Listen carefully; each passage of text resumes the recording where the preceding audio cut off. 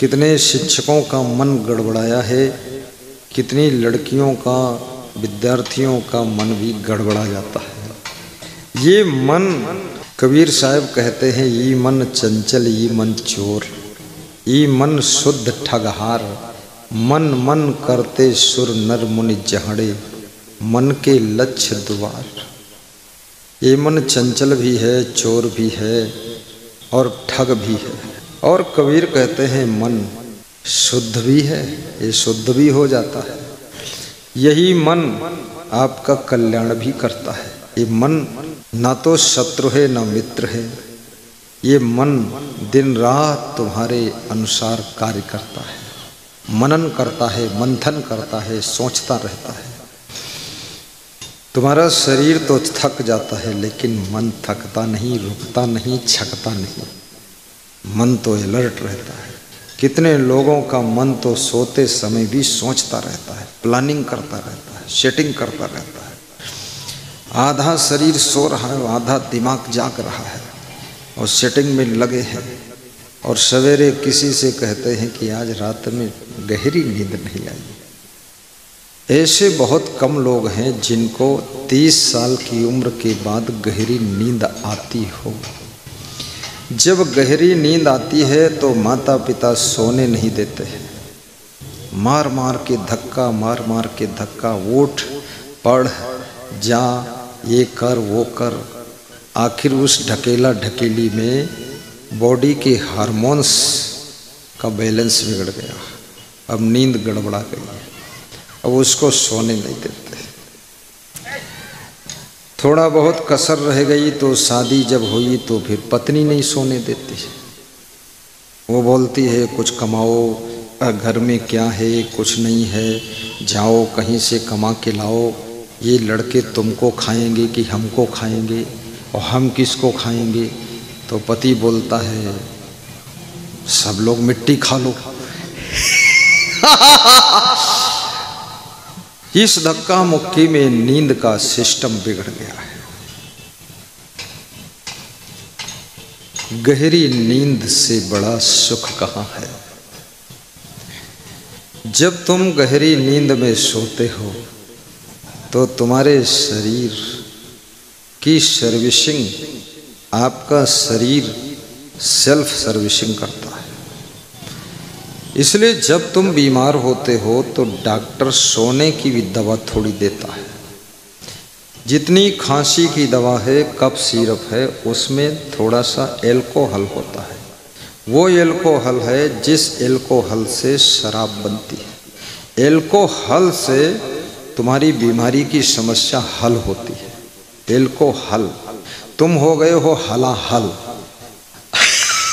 अब थोड़ी सी एल्कोहल जो दारू में डाली जाती, वही खांसी की दवा में एल्कोहल है। आज बताया हूँ, अब बहुत से लोग सोचेंगे अरे खांसी की दवा में एल्कोहल पी ही लिया है तो अब डायरेक्ट ही शराब पीऊँ तो क्या फ़र्क है? नहीं नहीं, देखिए शराब के प्रभाव चेंज हो जाते हैं। जैसे टमाटर पका हुआ नमक के साथ खाइए तो उसका असर अलग है, टमाटर को भून कर खाइए तो उसका प्रभाव अलग है, टमाटर को सब्जी में डालकर खाइए तो उसके विटामिन्स, मिनरल्स और उसका सब जो कुछ तत्व है वो कम ज़्यादा हो जाता है, अदल बदल हो जाता है। इसलिए जब एल्कोहल से शराब बनती है तो उसका असर दूसरा है। शराब फिर तुम्हारी आदत बन जाती है और आदत हमेशा दुखदायी होती है। अर्जुन कृष्ण से कहते हैं भगवान मेरा मन बड़ा चंचल है। देखिए भगवान के साथ में रहकर भी मन चंचल है। कितने बड़े बड़े गुरुओं के साथ रहने वाले लोगों का मन भी चंचल ही रहता है। चुपके से पान मसाला खा लेते हैं, चुपके से गुटखा खा लेते हैं, चुपके से कहीं आँख भी लड़ा लेते हैं, लड़ाई लो अखियाँ हो लड़के राजा, और चुपके से मोबाइल में कुछ गलत देख लेते हैं, ये मन घमासान कर रहा है। विद्यार्थी का मन जब चंचल हो जाता है तो विद्यार्थी का रिजल्ट का परसेंटेज डाउन होने लग जाता है। साधु का मन चंचल जब हो जाता है तो साधु का तेज तप ये सब कमजोर होने लग जाता है, उसकी वचन सिद्धि समाप्त होने लग जाती है। कई बार महान संतों के नाम से भी काम होते देखे गए, उनका नाम ले लिया, काम हो गया।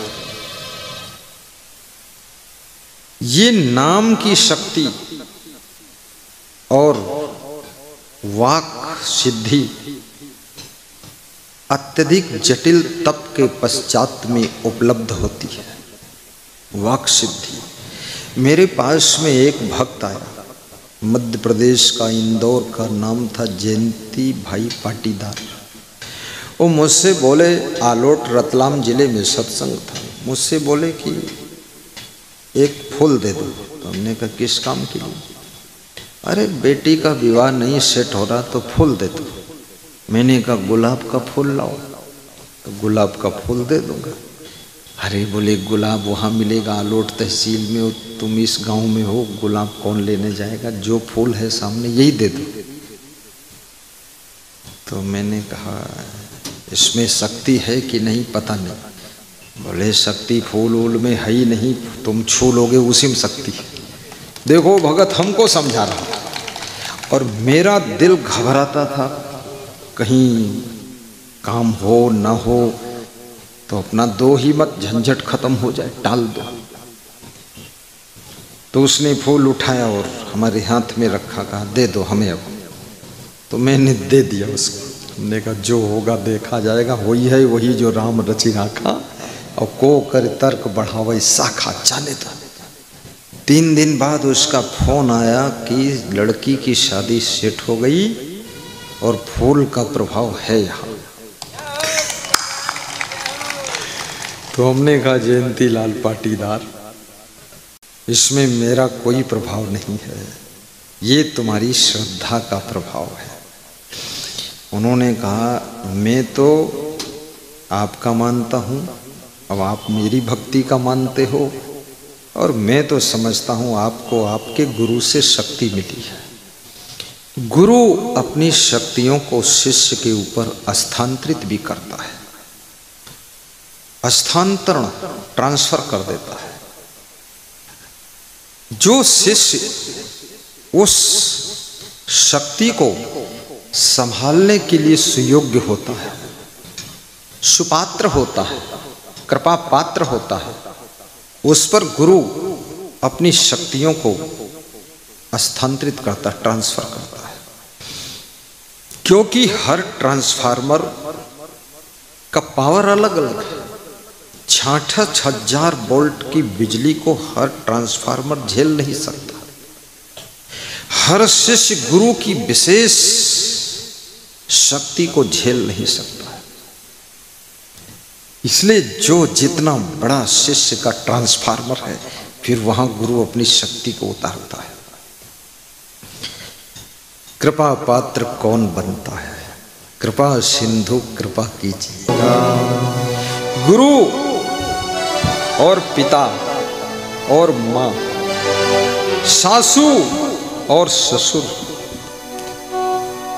इनकी कृपा को वही संतान, वही बहू, वही बेटी, वही पुत्र और वही शिष्य, वही वत्स प्राप्त करता है, जो उनके हृदय को प्रसन्नता से भर देता है। इसलिए अपने माता पिता को टेंशन मत दीजिए कभी, और माता पिता से गुस्सा भी मत करिए।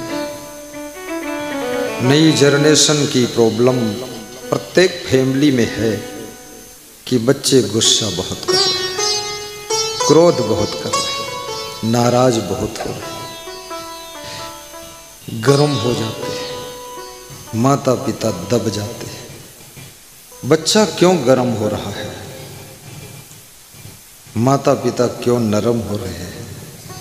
माता पिता इसलिए नरम हो रहे हैं कि कहीं बच्चा कुछ उल्टा पलटा न कर बैठे। बच्चा क्यों गर्म हो रहा है? इसलिए गर्म हो रहा है कि मैं उल्टा पलटा करूं। विरोध करने की इनकी हिम्मत टूट जानी चाहिए, रोक न सके। इनके क्या हिम्मत, बाप बन गए रोकने के लिए। ये माँ बन गई, बड़ी काबिल बनती, इससे बड़ी माँ मैं बनूंगी। रोकना मना है। मैं चाहे पैर ऊपर करके डांस करूं, खोपड़ी नीचे कर दूं, लेकिन रोको मत, खीसे काढ़ो, ताली बजाओ। अब ये गुस्सा, अधिक गुस्सा तुम्हारी बुद्धि के स्मरण को कम कर देती है। क्रोध करने वाली संतान कभी सुख शांति और उन्नति के फूल की सुगंध का आनंद नहीं प्राप्त कर पाती है। जितना ज्यादा तुम क्रोध करोगे उतना ज्यादा तुम्हारी बुद्धि घटती चली जाएगी, और माता पिता को जितना ज्यादा दुखी करोगे तुम्हारा भाग्य भी कमजोर होता चला जाएगा।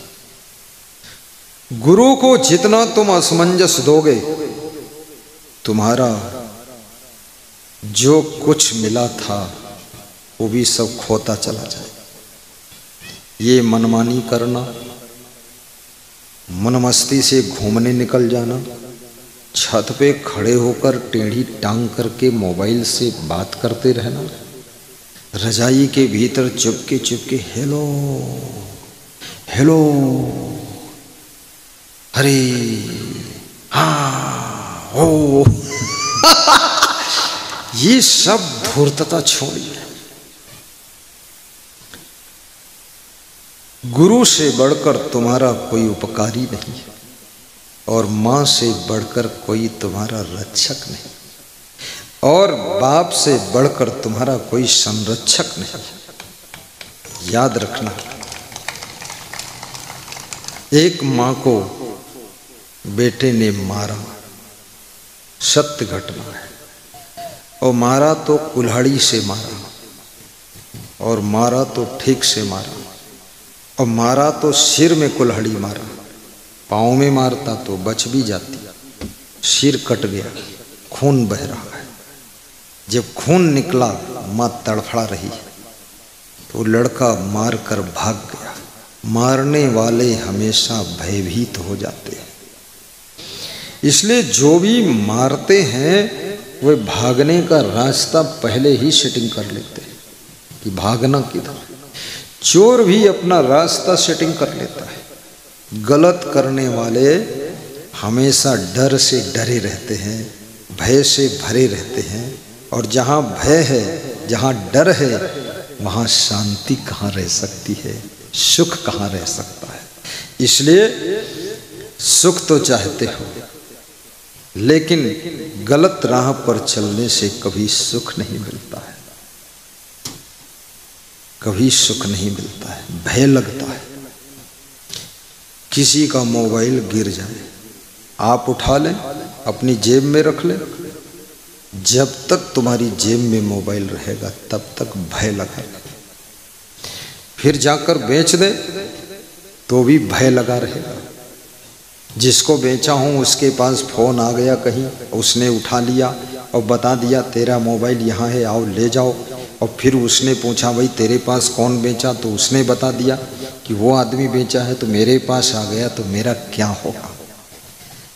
अब एक 2000 का मोबाइल, 10,000 का मोबाइल, 10,000 रुपये की कीमत उतनी नहीं है जो तुम्हारे सुख शांति और आनंद की कीमत है। एक छोटे से मोबाइल के लालच के कारण तुमने सुख शांति आनंद को खो दिया, और 10,000 दे करके बाजार में कहीं सुख शांति खरीदी नहीं जा सकती।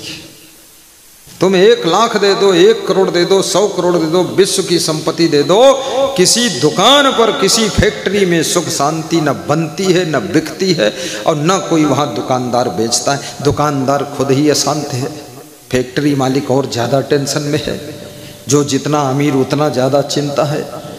और वो शांति को जो पैसे से मिल सकती नहीं, चोरी से मिल सकती नहीं, बेईमानी से मिल सकती नहीं, वो शांति को छोटे से सामान के लालच के चक्कर में तुमने खोया है। तुमने बहुत बड़े घाटे का सौदा किया है। इसलिए लालच कभी मत करो। दूध का दूध, पानी का पानी, पारदर्शी हिसाब किताब होना चाहिए। रिश्ता भाई भाई का और हिसाब पाई पाई का। एक पैसे की जरूरत नहीं, किसी का छल कपट करके लेना नहीं है। अपनी मेहनत का जो मिल रहा है वो ले लेना। झूठ बोलना भी पाप है। कितने लोगों की झूठ बोलने की बहुत बड़ी आदत है। उनसे तुम पूछो कहाँ हो तो बता देंगे गुना में।